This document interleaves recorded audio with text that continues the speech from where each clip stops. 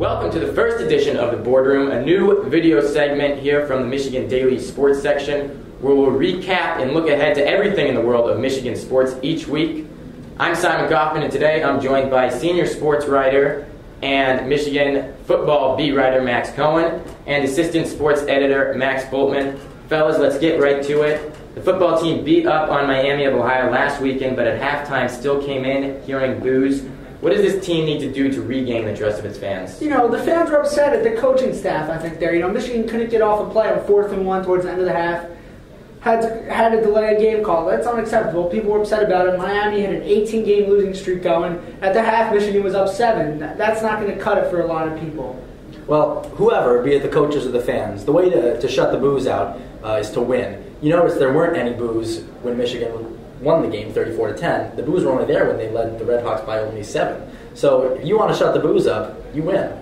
Utah coming to town this Saturday, one of the country's best offenses, and some people predicting them to upset Michigan. What do the Wolverines need to do to make sure that doesn't happen? For me, they got to win the turnover battle. It's not an area they've been strong in yet this year. In fact, they lost it even last week in a win. So you control the turnovers. I think you can set a much stronger tone for the rest of the game. Well, Simon, you used the word upset there, and I have a little bit of a problem with that. I don't consider this game an upset. Michigan's a 4.5-point favorite. Okay, it would be an upset if Utah came around the road, but we have to remember, this is a Pac-12 team. This isn't a pushover. This is Miami, Ohio again. This is a legitimate team, one of the best offenses in the country. They have 11 sacks in just 2 games. They've had 2 weeks to prepare. I think this is going to be a tough one for Michigan. All these people saying it's going to be a huge upset if Michigan loses. I wouldn't say that. Well, there you have it for football. To another fall sport garnering some attention. The women's volleyball team got off to a hot start, but they've lost their last 3 games. They've got the Michigan Invitational coming up. Guys, this is a team that lost a lot of talent last year. Is this going to be a rebuilding year for them, or is this a year where they can really compete? I think it's going to be a little bit of a rebuilding year, especially right now with Lexi Dannemiller out. I think the team's young. They're a little bit inconsistent. They'll have to find their way this year, I think, for most of it. I agree that it's rebuilding, but I don't see a reason they can't compete. When they get Dannemiller back, they'll have Dannemiller and backup Carly Warner is the setter taking her place, who's been strong in her absence. They're seasoning her up a little bit.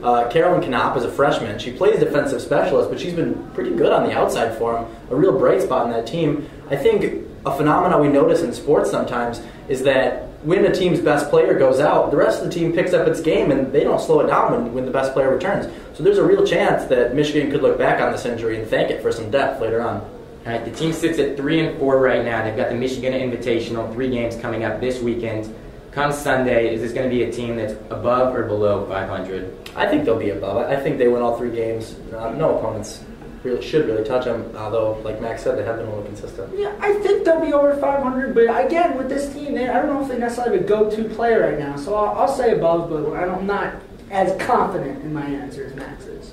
All right, we'll end with soccer. The men's soccer team has been struggling of late. The women, on the other hand, picked up 2 big conference games, one on a last-second goal at the very end of regulation. What do you see as the reason the men have been struggling of late and the women have been playing as well as they have been? Well, I think that in the offseason, the men's team switched to a possession-based system, and I think any time you have a switch in your system in soccer, I think, or any sport, it takes a little bit of an adjustment, and I think that adjustment period is what they're going through right now. And, it's interesting that he made that adjustment after last season, because it wasn't like the team performed poorly last season, so it will be an experience to see how that progresses as the season goes on. The women's team's been playing well. Nikki Waldeck, she's been a nice surprise for this team, not necessarily someone they expected to be such a big contributor this year, but she's really done her role well so far. Well, what's interesting, you mentioned with the men's team undergoing this new system, is that the women's team didn't enter this year with a whole lot of expectations. They lose Kem Azarike, who's the program's all-time probably best player, and they come in here and this weekend they scored 2 huge wins. They beat number 9 Wisconsin this weekend. Now, part of that's been some late game heroics. Redshirt freshman Annie Sarkeesian, a transfer from Florida State, has really come on strong along with Waldeck. They're just getting contributions late in the game that the men's team's not getting right now. All right, well, there you have it. That's going to do it for this edition of the Boardroom.